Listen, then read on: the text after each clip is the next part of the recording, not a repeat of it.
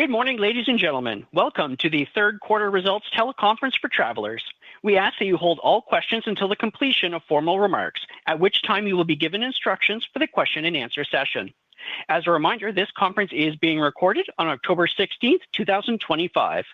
At this time, I would like to turn the conference over to Ms. Abby Goldstein, Senior Vice President of Investor Relations. Ms. Goldstein, you may begin. Thank you. Good morning and welcome to Travelers' discussion of our third quarter 2025 results. We released our press release, financial supplement, and webcast presentation earlier this morning. All of these materials can be found on our website at travelers.com under the Investors section.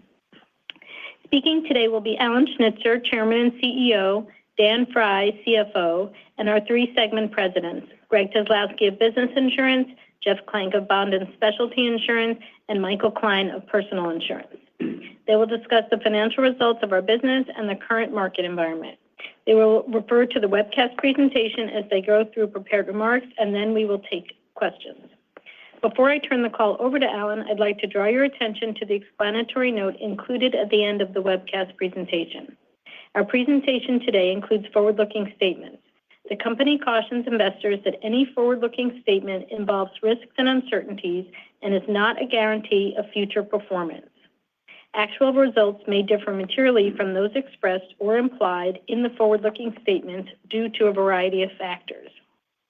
These factors described under forward-looking statements in our earnings press release and in our most recent 10-Q and 10-K filed with the SEC. We do not undertake any obligation to update forward-looking statements. Also, in our remarks or responses to questions, we may mention some non-GAAP financial measures. Reconciliations are included in our recent earnings press release, financial supplement, and other materials available in the Investors section on our website. And now I'd like to turn the call over to Alan Schnitzer.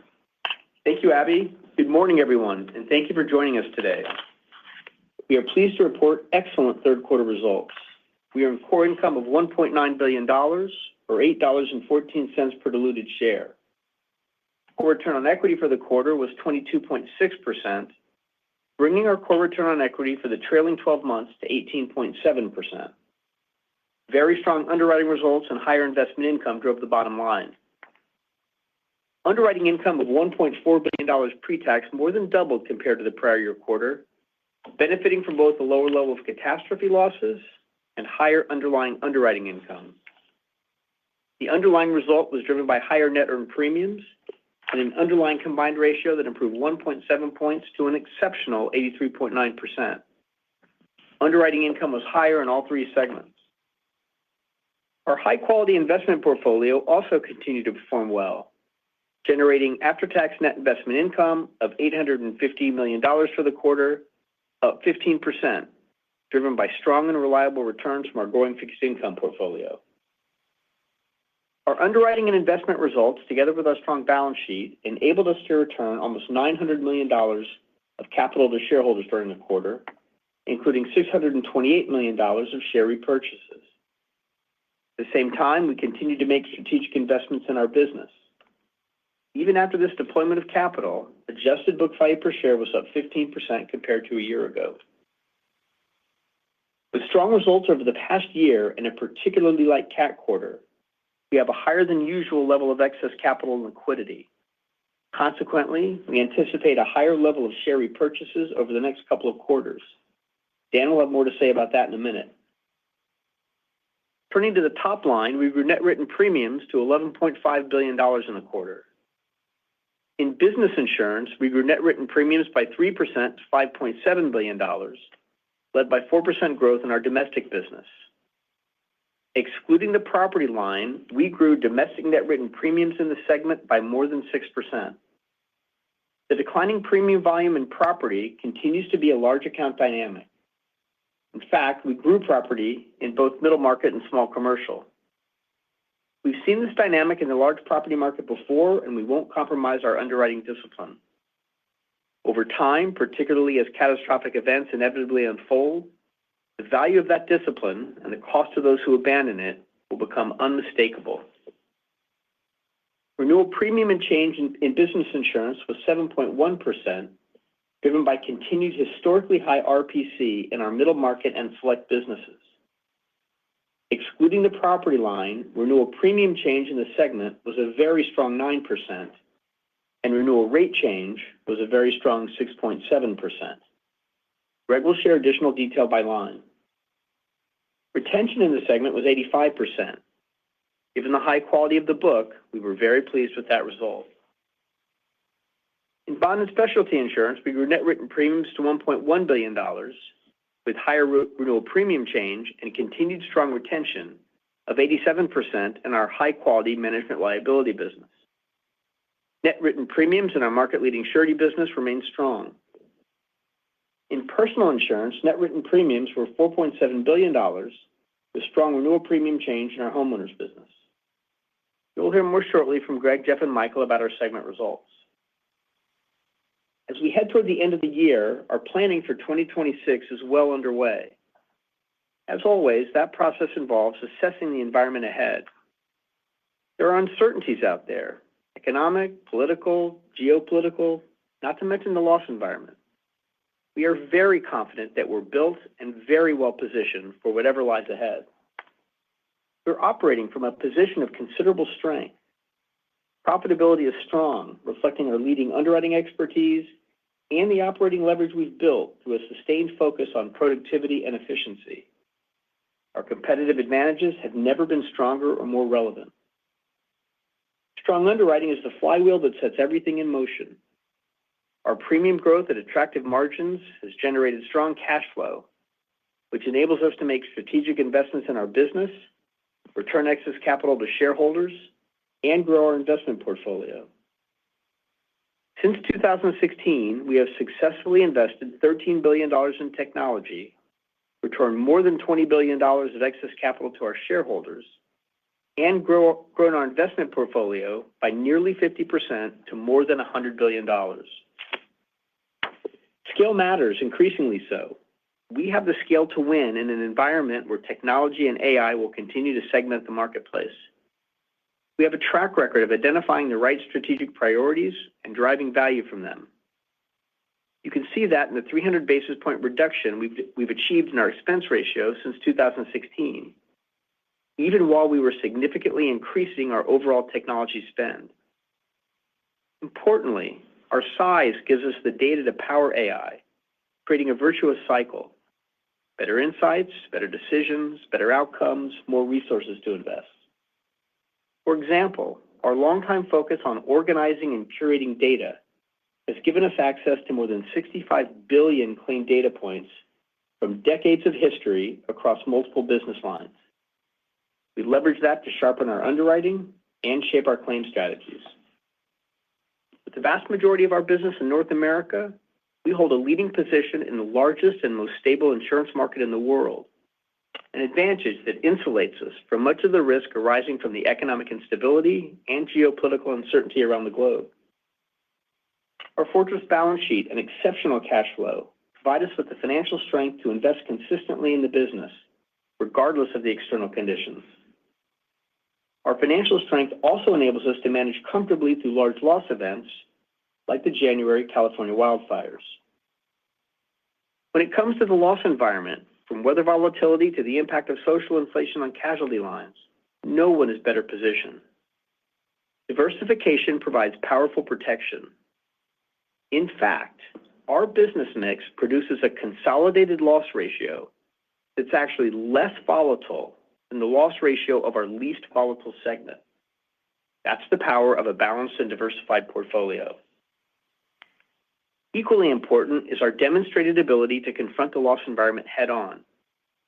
We have the data, the analytics, and the discipline to establish reserves and loss picks appropriately and generally ahead of the market.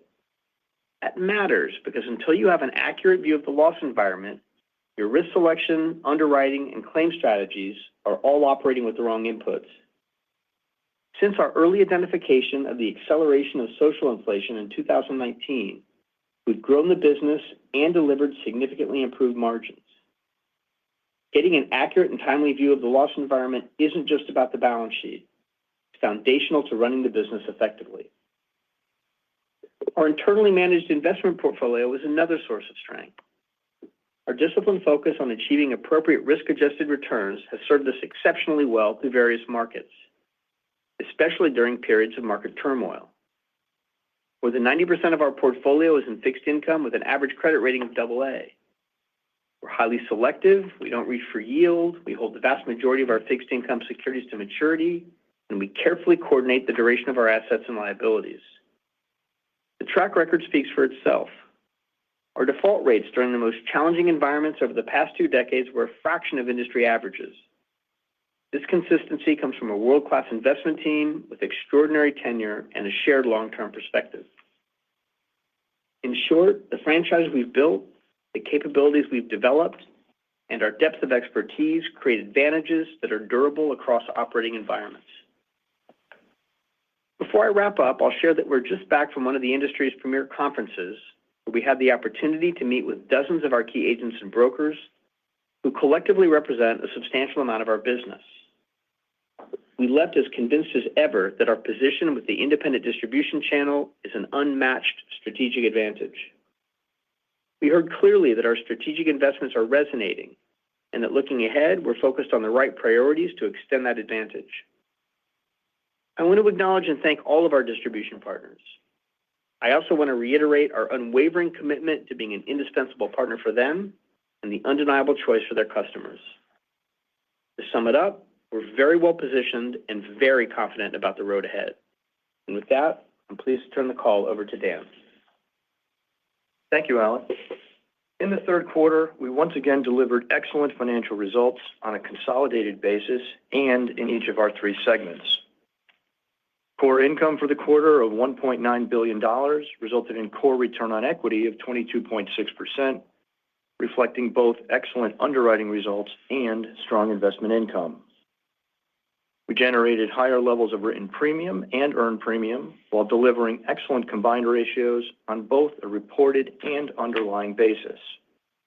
At 83.9%, the underlying combined ratio marked its 4th consecutive quarter below 85. The combination of higher premiums and the excellent underlying combined ratio led to an 18% increase in after-tax underlying underwriting income, which surpassed $1 billion for the 5th consecutive quarter. The expense ratio for the third quarter was 28.6%, bringing the year-to-date expense ratio to 28.5%. We continue to expect an expense ratio of around 28.5% for the full year 2025 and expect to manage to that level again in 2026. Catastrophe losses in the quarter were fairly benign at $402 million pre-tax, consisting mainly of tornado hail events in the central United States. Turning to prior year reserve development, we had total net favorable development of $22 million pre-tax. In business insurance, the annual asbestos review resulted in a charge of $277 million. Excluding asbestos, business insurance had net favorable PYD of $152 million, driven by continued favorability in workers' comp. In bond and specialty, net favorable PYD was $43 million pre-tax, with favorability in fidelity and surety. Personal insurance had net favorable PYD of $104 million pre-tax, driven by favorability in auto. After-tax net investment income of $850 million increased by 15% from the prior year quarter. Fixed maturity NII was again the driver of the increase, reflecting both the benefit of higher invested assets and higher average yields. Returns in the non-fixed income portfolio were also up from the prior year quarter. During the quarter, we grew our investment portfolio by approximately $4 billion. Our outlook for fixed income NII, including earnings from short-term securities, has increased from the outlook we provided a quarter ago, and we now expect approximately $810 million after tax in the fourth quarter. For 2026, we expect more than $3.3 billion, with quarterly figures starting at around $810 million in Q1 and growing to around $885 million in Q4. New money rates as of September 30th are roughly 70 to 75 basis points above the yield embedded in the portfolio. Turning to capital management, Operating cash flows for the quarter were a new record at $4.2 billion, and we ended the quarter with holding company liquidity of approximately $2.8 billion. Interest rates decreased during the quarter, and as a result, our net unrealized investment loss decreased from $3 billion after tax at June 30th to $2 billion after tax at September 30th. Adjusted book value per share, which excludes net unrealized investment gains and losses, was $150.55 at quarter end, up 8% from year end and up 15% from a year ago. Also of note for Q3, we issued $1.25 billion of debt back in July, with $500 million of 10-year notes and $750 million of 30-year notes. This was simply ordinary course capital management, maintaining a debt-to-capital ratio in our target range as we continue to grow the business. Sticking with the theme of capital management, we returned $878 million of our capital to shareholders this quarter, comprising share repurchases of $628 million and dividends of $250 million.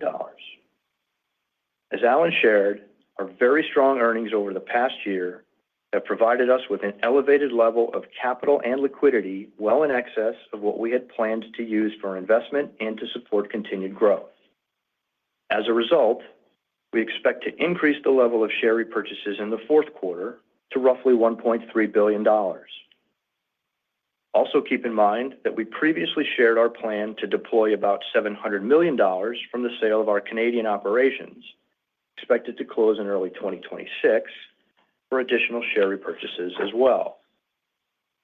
So if we look across the three-quarter period from Q3 2025 through Q1 2026, our repurchases in Q3, combined with our current outlook for the next two quarters, has us repurchasing a total of somewhere around $3.5 billion worth of our stock.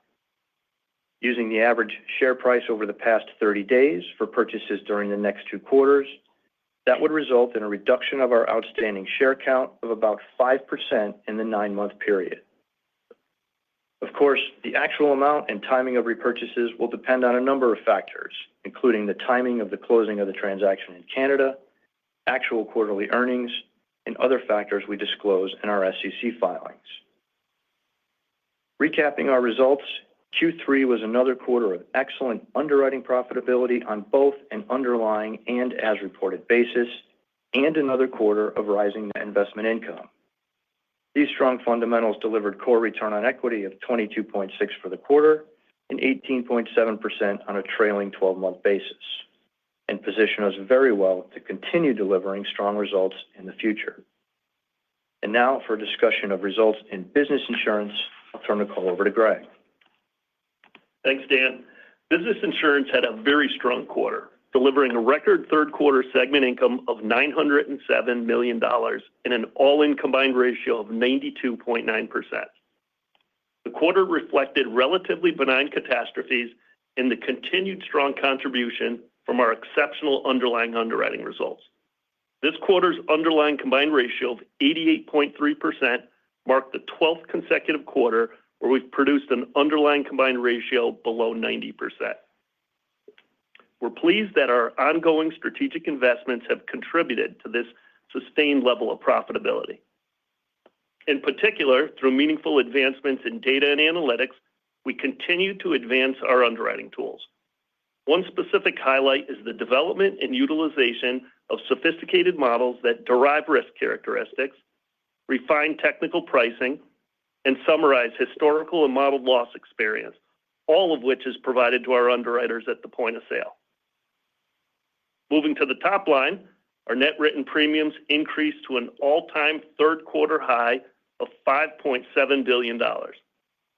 We grew our leading middle market and select businesses by 7% and 4%, respectively. These two markets make up 70% of the net written premiums in business insurance.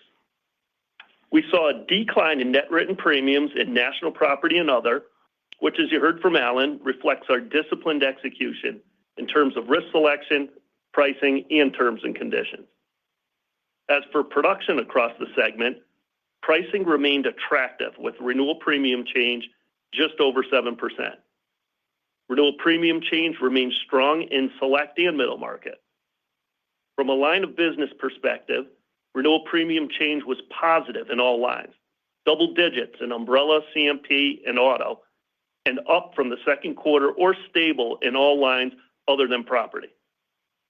As you heard from Alan, excluding the property line, renewal premium change in the segment was 9%.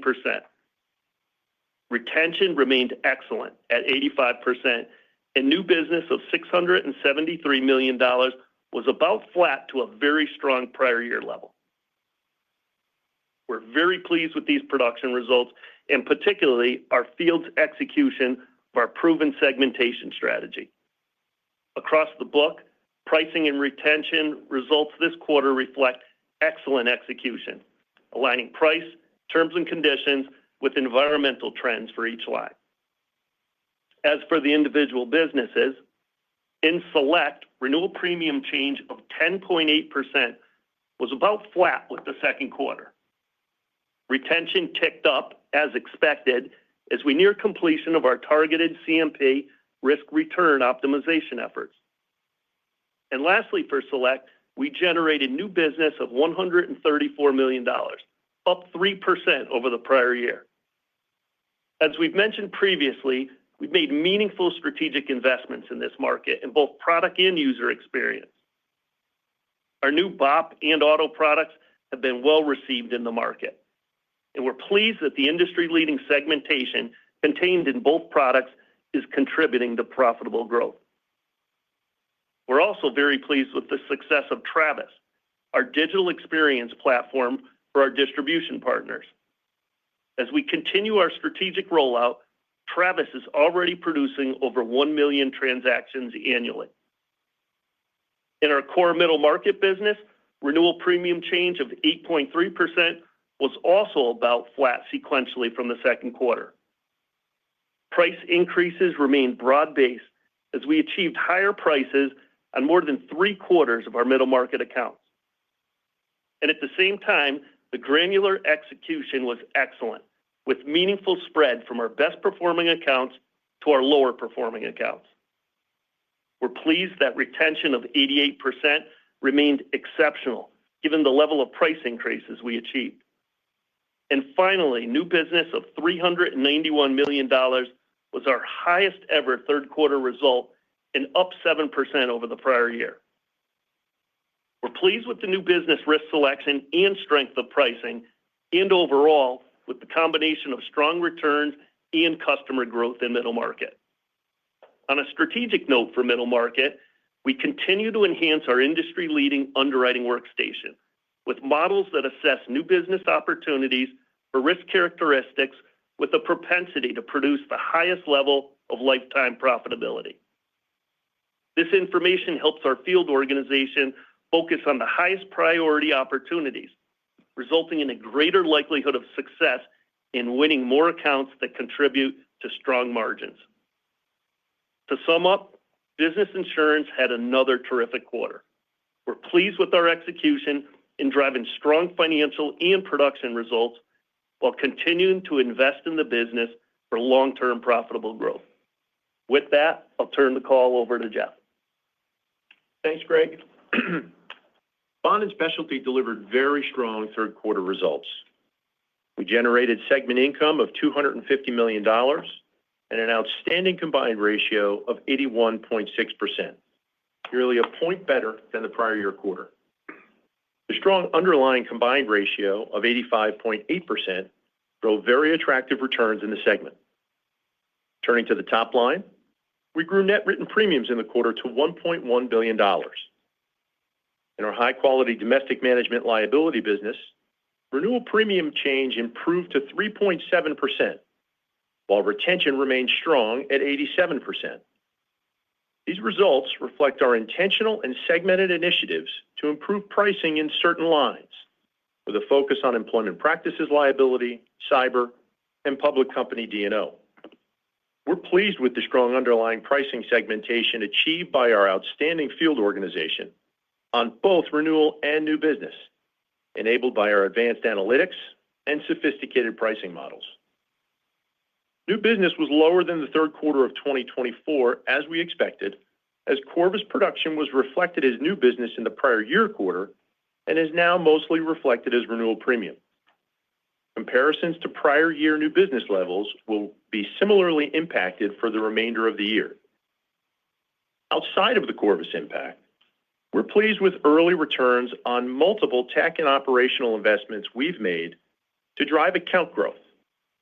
For example, in our private and nonprofit business, we're leveraging predictive analytics and AI to enhance our customer segmentation and sales effectiveness. We're pleased that these initiatives drove a 40% increase in new lines of business sold to existing customers as compared to the prior year quarter. Turning to our market-leading surety business, where production can be lumpy based on the timing of bonded construction projects, net written premiums remain strong relative to the record high quarter in the prior year. This reflects our customers' continued confidence in our industry-leading surety expertise and value-added service offerings, as well as benefits from digital investments we've made to enhance distribution experiences in our small commercial surety business. So we're pleased to have once again delivered strong results this quarter, driven by our continued underwriting and risk management diligence, excellent execution by our field organization, and the benefits of our market-leading competitive advantages. And with that, I'll turn the call over to Michael. Thanks, Jeff, and good morning, everyone. In personal insurance, we delivered third quarter segment income of $807 million, an excellent result that reflects the continued impact of our disciplined approach to selecting, pricing, and managing risk. The combined ratio of 81.3% improved 11 points relative to the prior year quarter, driven primarily by lower catastrophe losses and a lower underlying combined ratio. The underlying combined ratio of 77.7% was 5 points better compared to the prior year quarter, driven by continued improvement in both homeowners and other and auto. Net written premiums of $4.7 billion in the third quarter reflect our continued focus on improving profitability in homeowners while seeking growth in auto as we execute our strategy to deliver appropriate risk-adjusted returns across the portfolio. The ceded premium impact of the enhanced personal insurance excess of loss reinsurance program we announced last quarter reduced net written premium growth in the quarter by 1 point, as the full year's worth of ceded premium was booked in the third quarter. In auto, the third quarter combined ratio was very strong at 84.9%, reflecting lower catastrophe losses, a strong underlying combined ratio, and favorable net prior year development. The underlying combined ratio of 88.3% improved by 2.9 points compared to the prior year quarter. The improvement was driven by favorable loss experience in bodily injury and, to a lesser extent, vehicle coverages. Similar to last year's third quarter result, this quarter's underlying combined ratio included a 2-point benefit related to the re-estimation of prior quarters in the current year. The year-to-date underlying combined ratio is also 88.3%, reflecting sustained profitability in an auto book that is larger than it was 5 years ago, both in terms of premium dollars and policy count. Looking ahead to the fourth quarter of 2025, it's important to remember that the fourth quarter auto underlying loss ratio has historically been 6 to 7 points above the average for the first 3 quarters because of winter weather and holiday driving. In homeowners and other, the third quarter combined ratio of 78% improved by 13.5 points compared to the prior year quarter, primarily because of lower catastrophe losses and improvement in the underlying combined ratio. Net prior year development was favorable, but lower compared to the prior year. The underlying combined ratio of 68% improved by almost 6.5 points compared to the prior year quarter.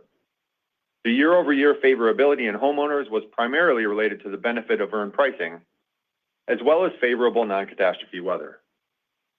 Overall, these outstanding results reflect favorable weather conditions throughout the third quarter, along with our actions to manage exposures in high catastrophe risk geographies to help optimize risk and reward. Turning to production, we're making progress in positioning our diversified portfolio to deliver long-term profitable growth. While our production results don't quite show it yet, we're confident that the actions we're taking will build momentum toward this objective. In domestic auto, retention of 82% remained consistent with recent quarters. Renewal premium change of 3.9% continued to moderate and will continue to decline in the fourth quarter, reflective of improved profitability and our focus on generating growth. Auto new business premium was up year-over-year for the fourth consecutive quarter, as new business momentum continued in states less impacted by our property actions. In homeowners and other, retention of 84% remained relatively consistent with recent quarters. Renewal premium change remained strong at 18% as we continue to align replacement costs with insured values. We expect RPC to remain elevated in the fourth quarter and then drop into single digits beginning in early 2026, as values will have largely aligned with replacement costs. We continued to execute actions to reduce exposure and manage volatility in high-risk catastrophe geographies in the quarter, causing further declines in property new business premium policies in force. Most of our property actions will be completed by the end of the year, at which point the downward pressure on both property and auto growth should begin to moderate. As we conclude this year and head into 2026, we're focused on building momentum toward generating profitable growth. To that end, we have a range of actions currently or soon to be in market, including the following: adjusting pricing, appetite, terms, and conditions to better reflect improved profitability in both auto and home, removing temporary binding restrictions and winding down some of our property non-renewal actions in certain geographies, appointing new agents and partnering with existing agents to consolidate books of business, continuing to modernize our specialty products and platforms, and investing in artificial intelligence and digitization to deliver better experiences for our agents and customers. These messages resonate as we share them in the marketplace, reinforcing our commitment to being the undeniable choice for consumers and an indispensable partner for our agents. To sum up, we delivered terrific segment income as our team continued to invest in capabilities and deliver value to customers and agents. These results position us well to build on a long track record of profitably growing our business over time. Now I'll turn the call back over to Abby. Thanks, Michael. And with that, we're ready to open up for Q&A. Thank you. We will now begin the question and answer session. If you would like to ask a question, please press star one in your telephone keypad to raise your hand and join the queue. If you would like to withdraw your question, simply press star one again. We ask that you please limit yourself to one question and one follow-up. Your first question today comes from the line of Gregory Peters from Raymond James. Your line is open. Well, good morning, everyone. Boy, you're producing great bottom line results. It kind of surprising the stock's down as much as it is on the open. I think it probably a reflection of the top line. And I know you spoke in detail about the different headwinds that you're facing, whether it's in business insurance, the property, Corvus and bond and specialty, or the underwriting actions in personal insurance that have affected your top line.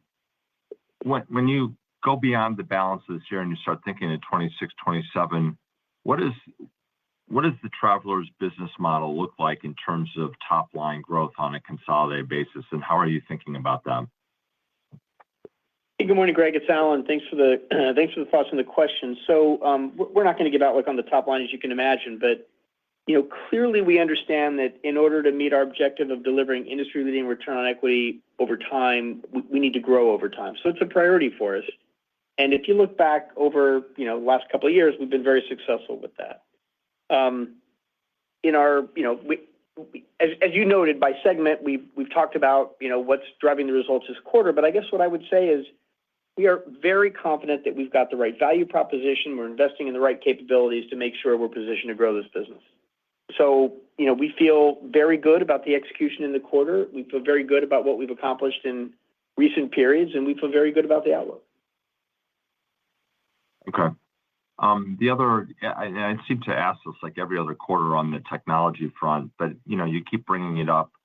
You talk about the digital initiative you have going on in business insurance. Talk about some of the stuff going on in personal insurance. I think one of your peers came out earlier in the third quarter and talked about the potential of artificial intelligence to deliver human resource savings and headcount reductions over time of maybe up to 20%. I'm just curious if we can just go back to, I know you've got a best use case on technology and AI, but go back to how you're thinking about this in a 3 to 5 year period in terms of, what it might mean to your expense ratio. Yeah. So, Greg, I'll tell you, we're very bullish on AI, and we're leaning into it. We're spending, more than $1.5 billion a year on technology. A lot of that is focused on AI. We expect significant benefits from it, and I think we've got a long track record, as I said in my prepared remarks, of identifying the right strategic initiatives and then driving value from them. We're not going to tell you, what our plan is for the expense ratio beyond next year, but I'll also tell you that more than our focus is on the expense ratio, it's on creating operating leverage, and that's what gives us the flexibility to deploy those gains however we want to deploy them. And so, maybe it'll be efficiency, maybe it'll be productivity. But we are very bullish about the opportunity for the investments that we have underway. We're very bullish about the data we have to fuel the AI, and think that it'll make a big difference in the years to come. Got it. Thanks for the answers. Thank you. Your next question comes from the line of David Motemaden from Evercore. Your line is open.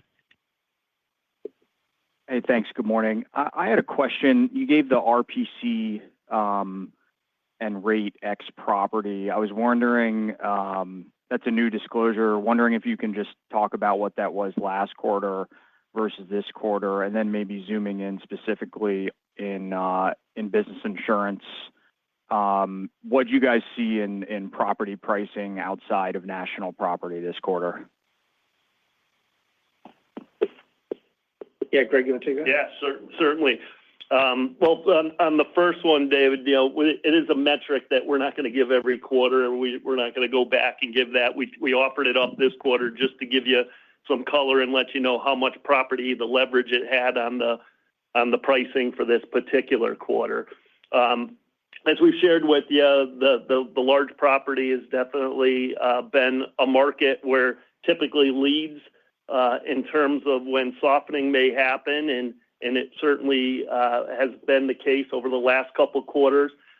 In the select and middle market, to directly answer your question, we continue to get positive price increases there, but it's certainly we're feeling some deceleration, but again, certainly still seeing positive increases.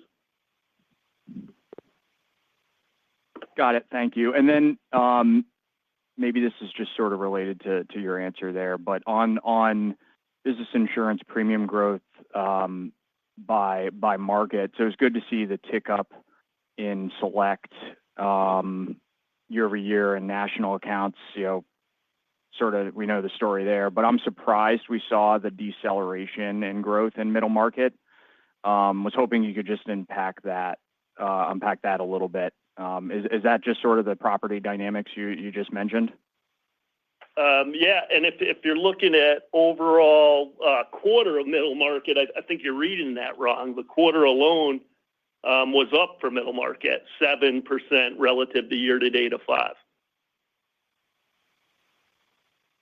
Got it. Yeah, no, I was just looking at because I know 1Q had the reinsurance dynamic. So I was just comparing it to 2Q, the 10 decelerating to 7. That's what I was looking at there. But no, appreciate the answer. Your next question comes from a line of Mike Zaremski from BMO. Your line is open. Hey, great. My first question is on the loss cost trend line. And I know it's not easy painting a broad brush, but if we look at kind of your reserve release trend line, the loss ratio trend line, you're also adding IBNR. But a lot of good things going on. Curious if your view on loss cost inflation has changed at all, or directionally is it I feel like you've only raised it over recent years. Over long periods of time. Is it flattening out? Thanks. Hey, Mike, it's Dan. So another quarter of net favorable PYD despite the asbestos charge. I don't really think you can put a trend on PYD. Really, what matters for us is in aggregate across the enterprise, is it favorable or unfavorable? And we've got now a very long track record of generally having that favorable. As it relates to loss trend, we haven't explicitly commented on loss trend for a while because we think it's just too narrow a way to look at the business in terms of what's pure rate versus what's some blended number of loss trend. But it hasn't moved dramatically in recent periods. Alan's talked about that in prior quarters. We do take a look at it every quarter. Some lines do move up a little bit. Some lines do move down a little bit over time. But it's been pretty stable for a while now. Mike, there was nothing in the quarter that particularly surprised us when it comes to loss activity. Okay, great. And my follow-up is honing in on the home segment. Maybe you need to comment on auto too, since there's a lot of bundle in there. But if we look at the RPC trends, they remain very high. I'm assuming that there's terms and conditions changes that you're incorporating in kind of those double-digit RPC increases. But the last few years haven't been great for you all in the industry. Consensus kind of has you guys pegged at a 95 combined ratio for the foreseeable future in home. Maybe you can kind of remind us what do we expect RPC to eventually fall? Are those terms and conditions changes going to help? Is 95 the right combined ratio that you guys are targeting, given how profitable auto is? Thanks. Sure. Thanks, Mike. It's Michael. So just to unpack the RPC part of your question for starters, as I mentioned in my prepared remarks, RPC remains elevated. And again, it's rate and exposure, right? So RPC remains elevated largely because we're raising insured limits to keep up with rising replacement costs. And my point about RPC dropping to single digits in 2026 is we'll have largely caught up in getting replacement costs in line with insured values. And so the change in RPC as we head into 2026 will really be the premium impact from increasing coverage A, the dwelling limits on property, coming back to more normal levels. Yes, baked into RPC is also a reflection of a number of the other actions we're taking on the book. I think increasing deductibles, particularly across the Midwest. Think different strategies around targeted limits on how big a coverage A we're going to write in some hail-prone geographies. Other things like that are all rolled into that figure. And again, I think it's just reflective of the actions that we're taking to improve the profitability of that book. As respects to target combined ratio, we're not going to really disclose the target combined ratio by line. We are certainly encouraged by the progress we've made, particularly in improving the underlying combined ratio in property. It's down period to period, quarter over quarter for something like the last 10 or 11 quarters in a row. So it's demonstrative of the progress that we're making there. And again, continue to be pleased with our progress there. Thank you. Your next question comes from a line of Meyer Shields from KBW. Your line is open. Great, thanks. Good morning. I don't know if this is a question for Alan or Greg, but is there a way of disentangling how much of the property premium decline in BI is from non-renewed business as opposed to accepting lower rates because you're still at adequacy?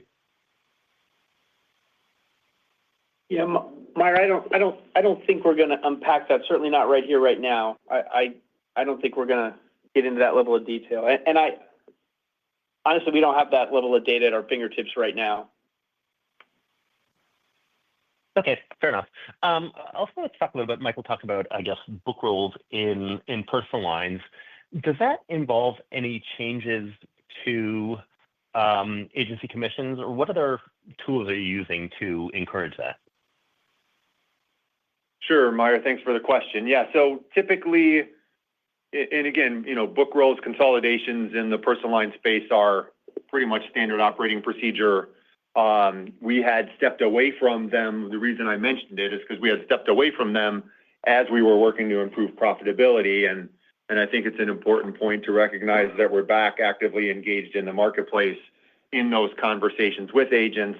looking for situations where their book of business may be disrupted for one reason or another.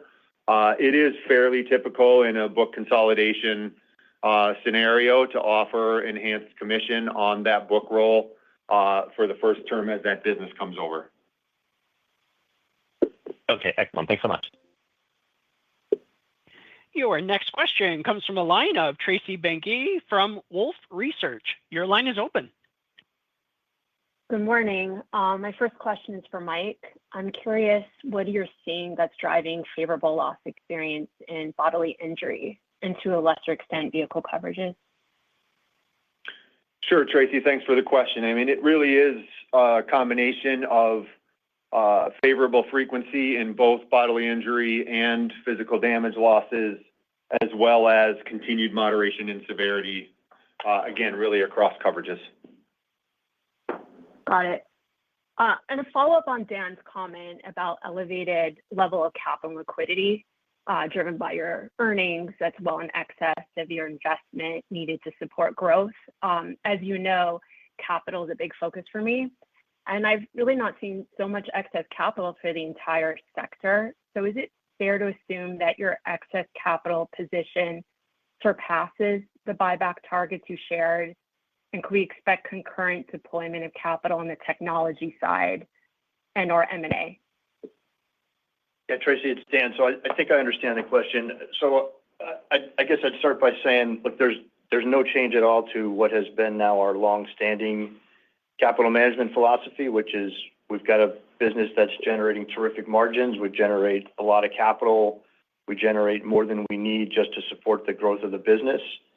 First objective for that excess capital is going to be to find a way to deploy it and generate a return. And so we'll make all the technology investments that we think we can and should make. Always be open to M&A, open to any opportunity to generate returns on an excess capital. Once we've exhausted all those opportunities, then it's not our capital, it's the shareholders, and we're going to give it back through dividends and buybacks. Got it. Thank you. Your next question comes from a line of Robert Cox from Goldman Sachs. Your line is open. Hey, thanks. Good morning. Yeah, I just wanted to go back to the removal of the growth restrictions. It looks like, a couple parts of the business, CMP within Select and then also in homeowners. Can you give us a sense of, how much business is being unlocked for growth here and if easing those restrictions can result in, a noticeable uplift in growth? Yeah, Robert, this is Greg. I'll start off and then Michael can talk about the PI. We've been talking about the Select mix optimization for some time now, and as we begin to finalize some of those actions, you saw a slight tick up in our retention. We're not really going to quantify what that means for overall growth, but that was the reason that we pointed out the slight tick up in retention. Yeah, and Robert, Michael, following up here on the personal line side, I think the important point to note in terms of the impact on growth in personal insurance as we relax those property restrictions is our goal is to leverage that property capacity to write package business. And so if you, my suggestion, if you want to sort of dimensionalize it, is just look back historically at retention and new business levels in property and in auto. You can see that retention remains depressed right now, given the actions we're taking. Again, the property actions depress retention in both lines. And you can see, particularly in property, the new business levels are pretty significantly depressed relative to what they've run historically. And so those levers, I think, would give you a way to kind of dimensionalize it. Okay, great. Thanks for the color there.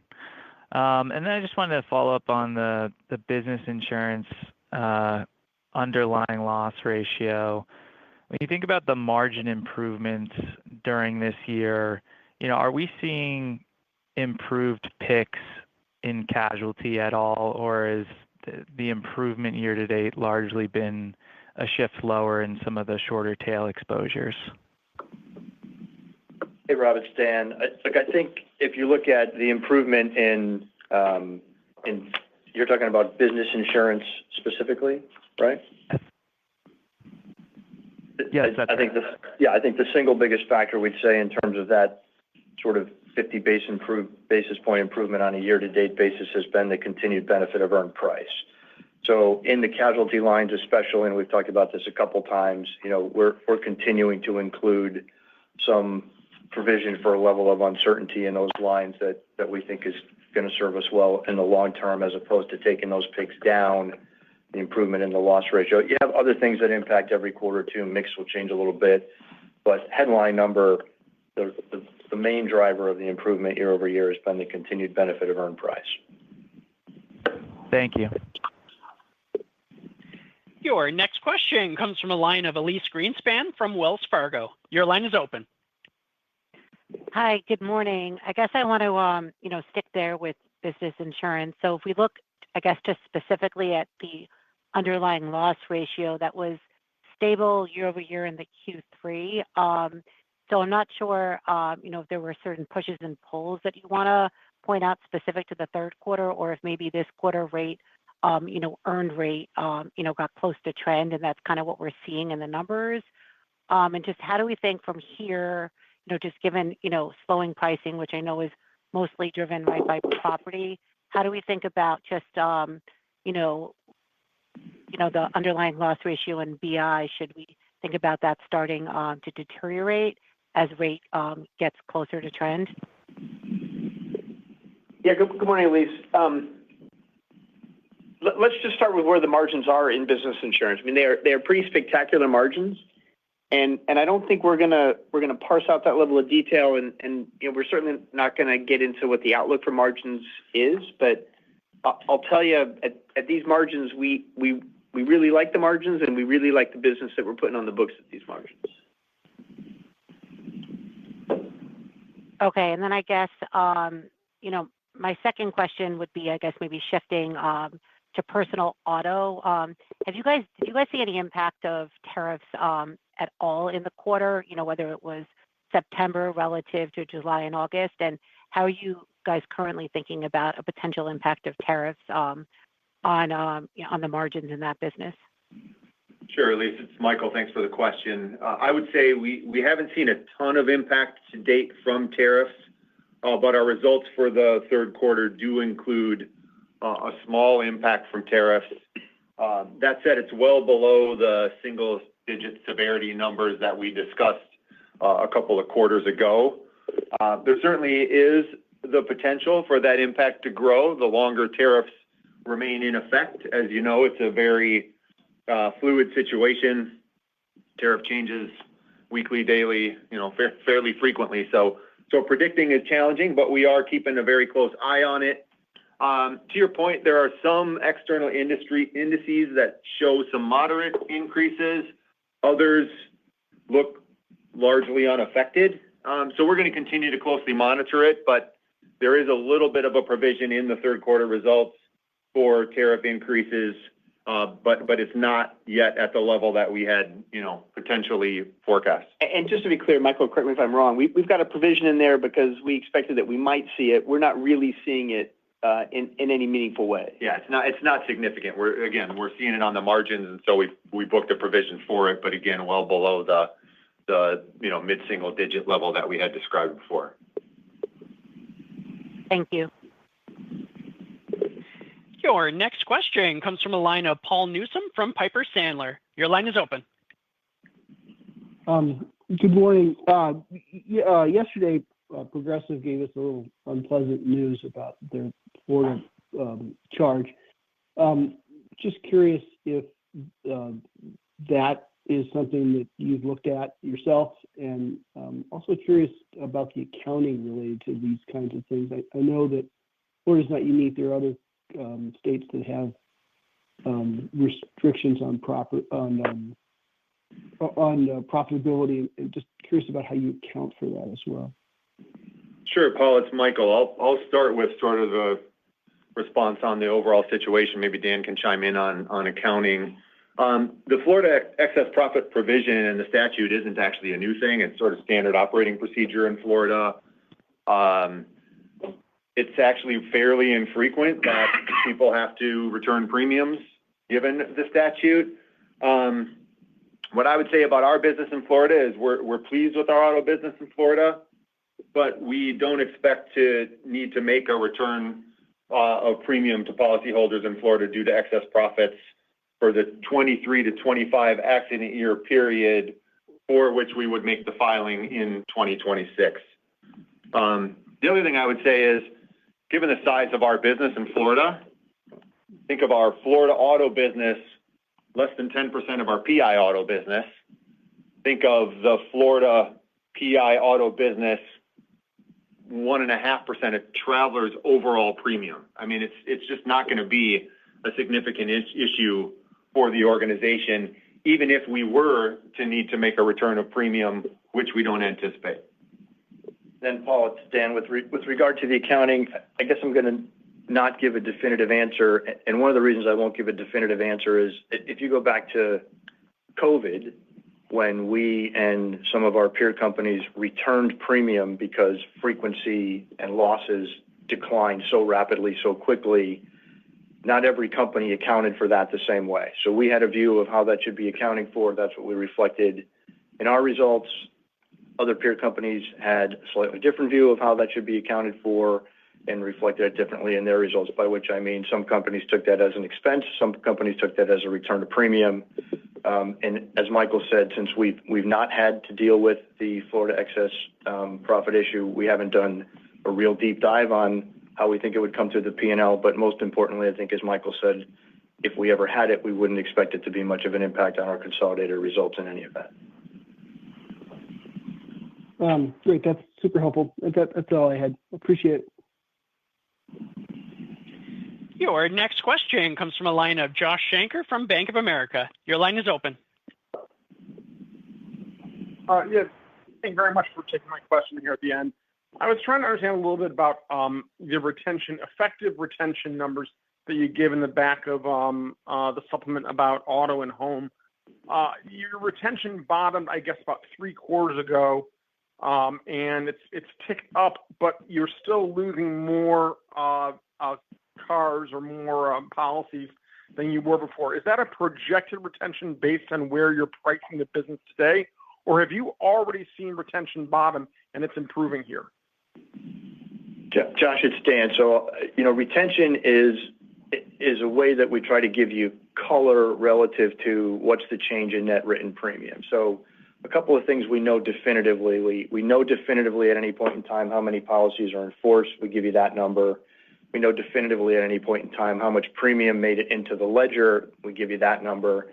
Production statistics like retention, renewal premium change, new business are all in the disclosure say they're all subject to actuarial estimate of what do we think the ultimate retention is going to be. Because you could start on day one of a policy and look like you'd retained all of them, but we know that there's some period of those they're going to cancel early in the term and either go somewhere else or drop their insurance.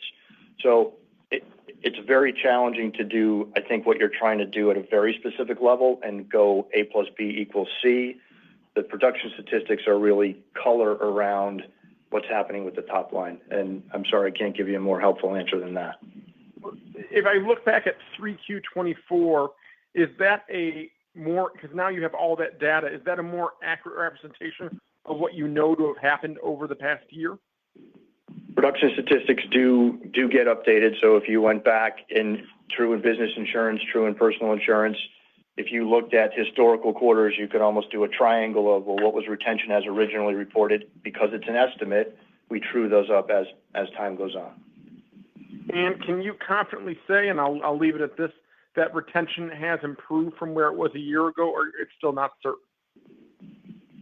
I think we're pretty confident in saying that retention has improved from where it was a year ago. Okay, thank you. Your next question comes from the line of Alex Scott from Barclays. Your line is open. Hey, thanks. First one I have for you is on commercial auto and general liability. Just noticing, those are sort of the lines where net written premium is growing more, and was just interested in if that's more a reflection of, the rate's obviously different there than maybe some of the other lines where there's pressure. But, is there anything about the commercial auto product launch and some of the things you're doing that are actually causing you to lean into those businesses a little more? Hey, Alex, this is Greg. Just to get the second part of your question, we did roll out a new automobile product across all business insurance. That includes select and middle market, and that would roll up into the aggregate commercial auto numbers. So we do think that that's our most sophisticated product in auto that we brought into the marketplace. So that helps us from a segmentation point of view. But we've been very thoughtful around our growth in commercial auto. The thrust of what you're seeing there in the premium deltas really is based on renewal premium change. And that's why I gave you some of that color in my prepared comments at a product line level. Got it. Okay, that's helpful. And over in personal lines, I mean, the appetite you've been pretty clear on, and that should help on the growth front. Is there anything from just a marketing spend kind of standpoint and thinking through the expense ratio that we should be aware of as you think through ramping up growth? Sure, Alex. It's Michael. I would say that on the margins, we have increased our marketing spend in personal insurance, largely in support of our direct-to-consumer business. But it's a very different ballgame for us than marketing spend other places. Our direct-to-consumer business is less than 10% of our overall business. So we are on the margin increasing marketing spend there to drive more growth, but it doesn't have a dramatic impact on the overall financial results of the business. Got it. Thank you. And we have time for one more question, and that question comes from the line of Ryan Tunis from Cantor. Your line is open. Hey, thanks. Good morning. I just had a question, just one on in business insurance, just on incurred losses. But I get that, like in national property, we don't trend losses like we do, or property for that matter. We don't trend losses like we do with other stuff, but there certainly are still attritional losses on that line. I guess I'm just curious if those attritional losses have run better or worse or in line with your expectations so far this year. Thanks. Hey, Ryan, it's Dan. I think the quarterly results are really strong. The weather was generally leaning towards favorable, including in business insurance. If you're wondering about whether it's so significant that we would say this isn't really a clean jump-off point for business insurance and you'd make some big adjustment, we would say no, sort of inside of the normal realm of variability from quarter to quarter, but leaning towards the favorable.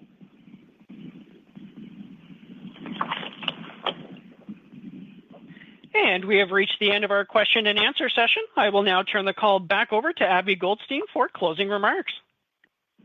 Thanks, everyone, for joining us today. And as always, please follow up with Investor Relations if you have any other questions. Have a good day.